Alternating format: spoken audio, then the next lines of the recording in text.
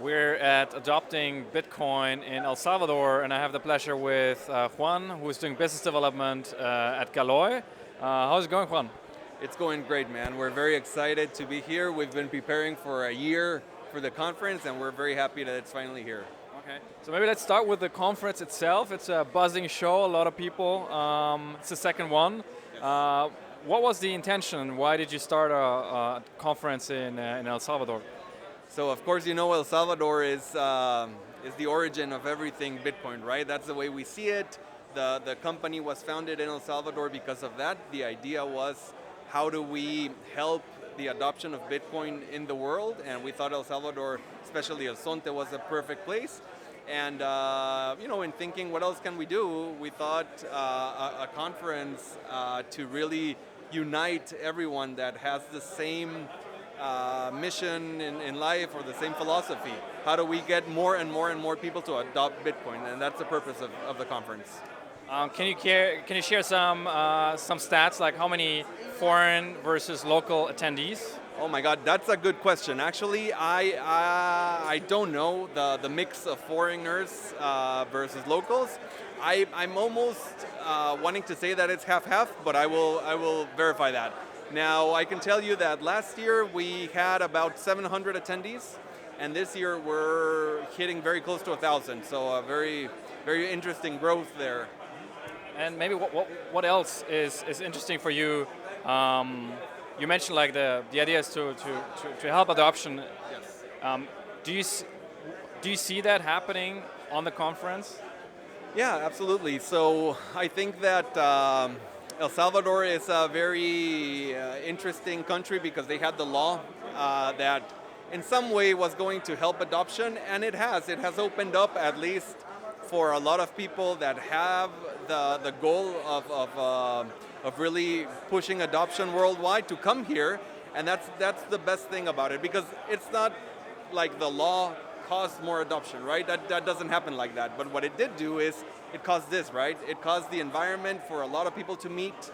There's a lot of creativity as far as technology solutions. There's a ton of different startups that are popping up everywhere. And I think that's exactly what's causing the adoption. And right now, of course, we have the bear market, which doesn't help at all. But I'm absolutely certain that as we start getting out of it, it's going to bloom just beautifully. I mean, it does help in other ways because it wipes out the bad players. Besides the conference in El Salvador, so I mean, now everyone is meeting, everyone excited. I think it's a massive show, and whether you're an individual or a business or even government, it's impressive what's going on here. Yes. What else is happening in El Salvador since the law was introduced, adoption-wise? Do you see other hotspots and adoption curve? Yeah, so I'm going to talk about Galoy. It definitely didn't happen suddenly. It's been very gradual. But if you look at a graph of adoption just for Galoy, which I have to assume that it's the same for all companies or all different communities throughout El Salvador, it really is growing exponentially. Like this month, we have, I don't know, maybe 10 times more users and transactions than we did last year. So it's growing significantly. Yeah, so it's exciting, man. So for those who don't know anything about Galoy, give us a brief introduction. What's Galoy? So Galoy is a technology company.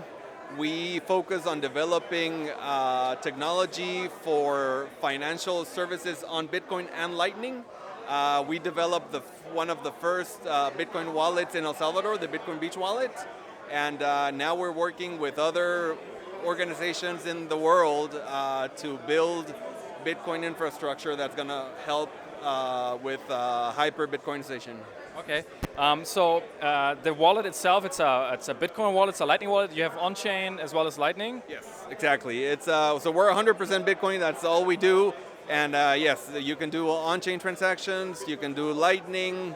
We have a very cool feature, which is the Stablesats, which is synthetic dollar, or dollar on Lightning is another way to see it. Yeah.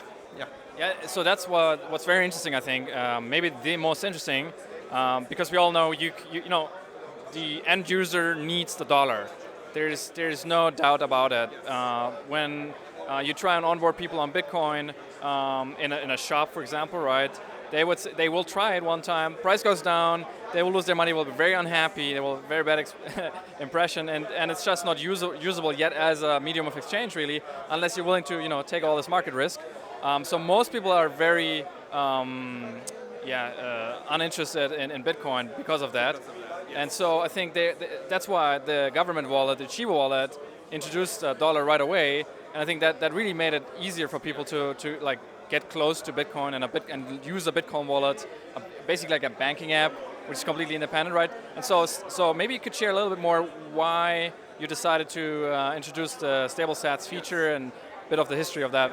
No, so we're a company that's really mission driven, and our mission is Bitcoin adoption. So even though we are hardcore Bitcoiners, all of us, and if you ask me for personal advice, I would always tell you to hold your own Bitcoin and hold your own keys. That's not what we do at Galoy. And some people are like, how come, right? And the reason is because we understand, because we are in the community, that the community needs different things than what diehard Bitcoiner needs, right? They need something that's very easy to onboard. So we onboard with your cell phone number. That's all you need. We need something that's very easy to custody, so you don't have to custody your keys. The institution holds the keys for you. In this case, in the case of El Salvador, Bitcoin Beach Wallet holds your keys. You don't want to be exposed to volatility because you're receiving remittance from the U.S. and you're going to use that to pay for medicine for your kid. So being exposed to Bitcoin $100 that tomorrow are $80, that would be very harmful. So we developed a way to stabilize that. So we're really just doing whatever we see that's needed in order for a community like the one in El Zonte to really adopt Bitcoin, and that's kind of what we're doing every day, right? Another feature I really like is the map. So inside the app, there is a map that shows all the places that already accept Bitcoin or have the Beach Wallet as a business.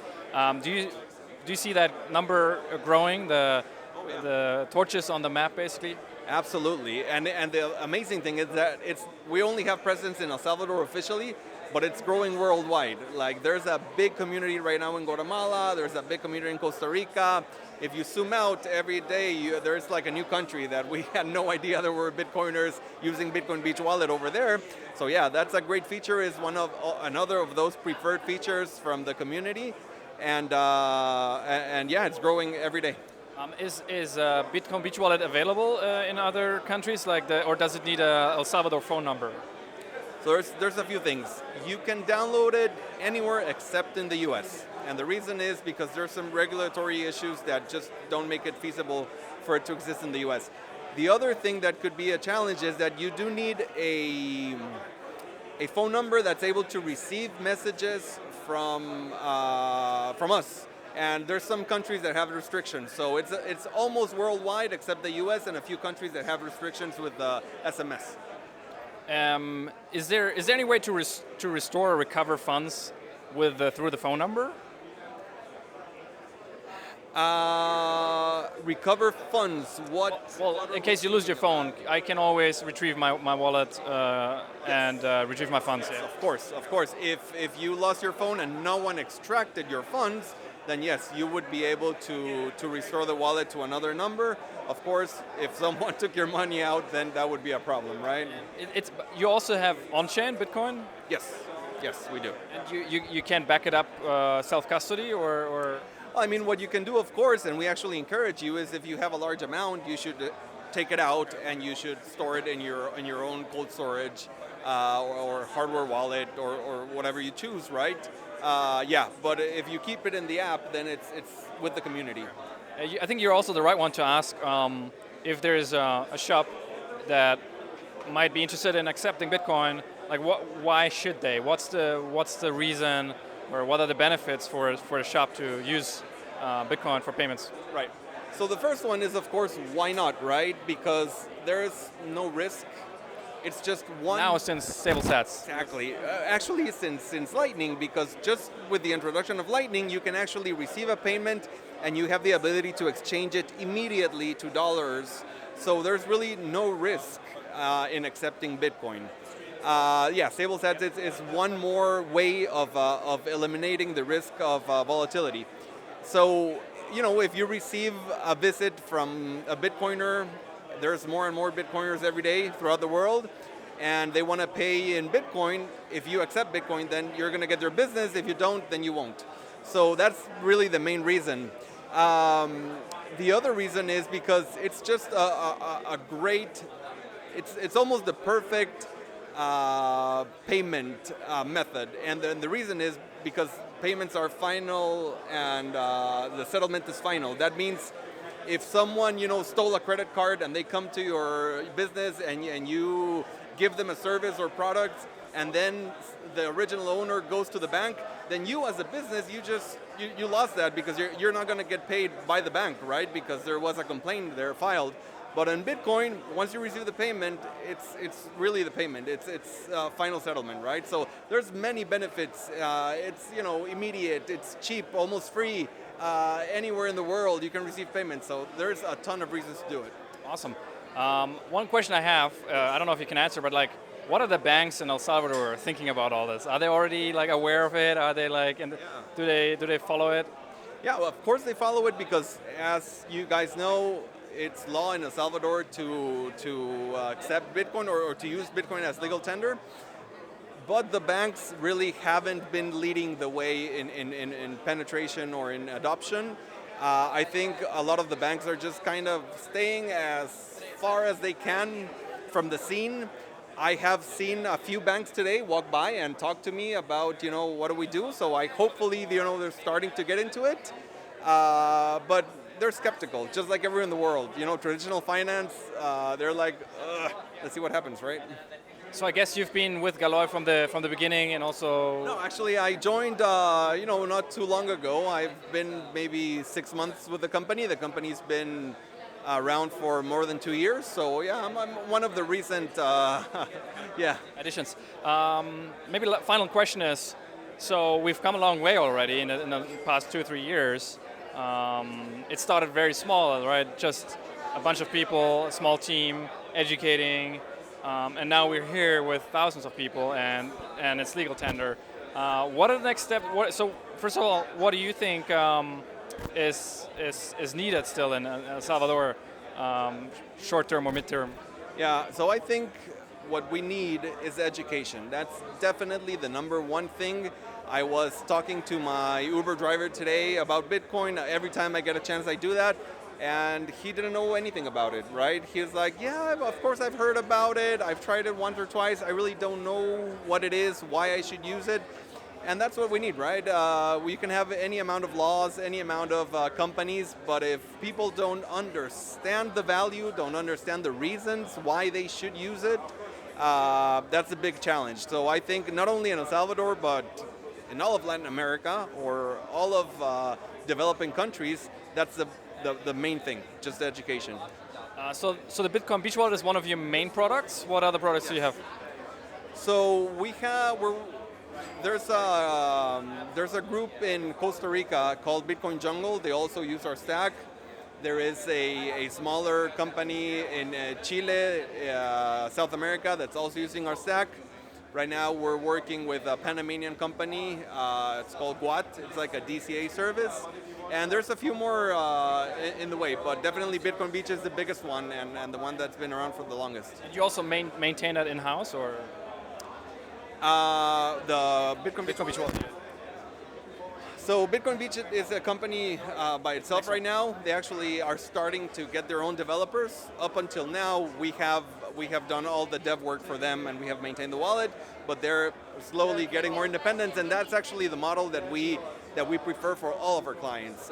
We help you at the beginning, we support you at first, we do everything for you, but you're also learning, and eventually you become sovereign or independent as a company, right? As an institution, and you can, don't have to depend on anyone to handle your finances. And awesome. So maybe do you know what the next steps for the Beach Wallet? Like the new release just launched, I guess, and it's looking great. So is there any other features that will be added?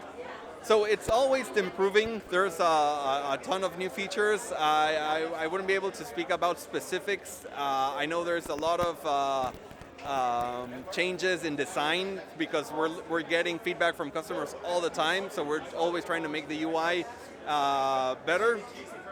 One of the big things that it's not I don't know if it's coming too soon, but it's definitely the next 12 months, is a proof of reserve. Proof of reserve is very relevant right now. As you probably know, we just had a big problem with FTX where they said they had funds. In the end, they didn't have them, right? They just were selling you IOUs. Proof of reserve is something that we're developing that's going to allow a wallet or a company to openly and clearly and unequivocally show that they have what they say they have, or what they need to cover all of their liabilities. That's a big one. We're very excited about it. Awesome. Thank you so much for your time, and best of success for on. Thank you, sir. Thank you.